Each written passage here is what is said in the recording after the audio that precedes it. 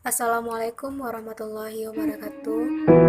Perkenalkan, nama saya Misda Octavia, NIM 1614030136, jurusan Manajemen Pendidikan Islam dari Lokal BEM.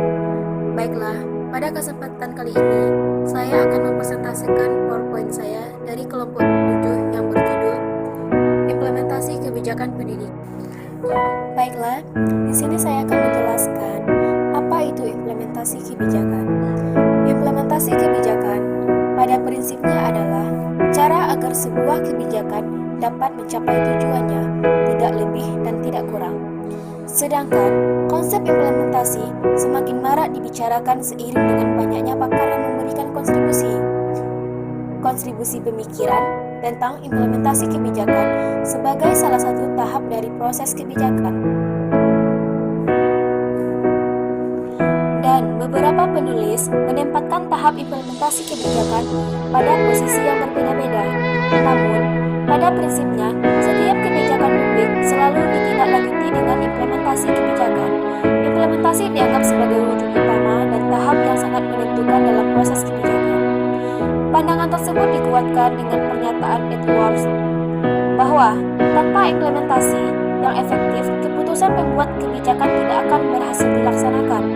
Implementasi kebijakan merupakan aktivitas yang terlihat setelah dikeluarkan pengarahan yang sah dari suatu kebijakan, yang meliputi upaya pengelolaan input untuk menghasilkan output atau outcome bagi masyarakat. Pembahasan selanjutnya, aktor pelaksana kebijakan pendidikan. Slide yang ini kita perhatikan gambar. Di sana ada pembuat kebijakan dan primer dan sekunder. Di sini mereka mempunyai tugas masing-masing. Baiklah, di sini saya akan sedikit menjelaskan apa itu legislatif. Legislatif merupakan mengerjakan tugas yang berhubungan dengan tugas politik sentral dalam pembuatan peraturan dan pembuatan kebijakan dalam suatu sistem politik. Legislatif lebih berperan dalam pembentukan kebijakan di negara-negara demokratis daripada di negara-negara otoriter. Selanjutnya ada eksekutif. Efektivitas pemerintah selaku lembaga eksekutif secara substansial tergantung pada kepemimpinan eksekutif, baik dalam pembentukan kebijakan maupun dalam pelaksanaan kebijakan. Instansi administratif adalah merupakan sumber utama usulan perundang-undangan dibuat dalam suatu sistem politik. Instansi administrasi tidak hanya mampu mengusulkan perundangan yang dibutuhkan atau diinginkan, tetapi secara aktif mereka mendekati dan berusaha untuk mendesakkan penggunaannya.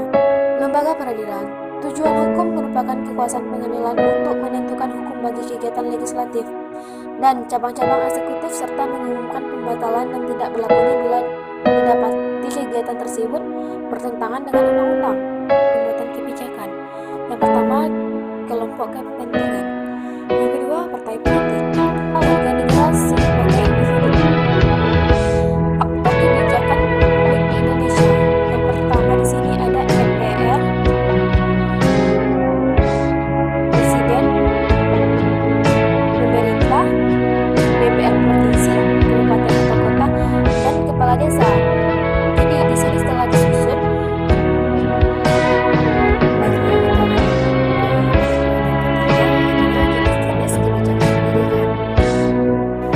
baiklah, di sini ada beberapa jenis kebijakan pendidikan. Yang pertama, berkaitan kurikulum. Yang kedua, bantuan dana operasional sekolah yang disebut dengan BOS. Ketiga, penerapan pendidikan budaya dan karakter di sekolah. Selanjutnya, muatan lokal dan keterampilan. Selanjutnya, beasiswa kepada guru untuk mengikuti program pascasarjana. Yang keempat, pembentukan komite sekolah. Selanjutnya kita masuk kepada pokok pembahasan yang keempat, yaitu analisis kebijakan pendidikan dasar, kejuruan, dan pendidikan tinggi.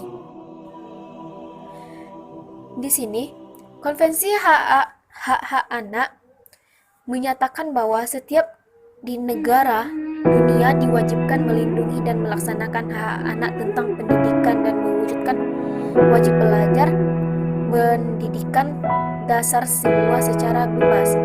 Konvensi mengenai hak asasi manusia atau HAM juga menyatakan bahwa setiap orang berhak atas pendidikan yang bebas biaya, setidaknya pada pendidikan dasar yang bersifat wajib.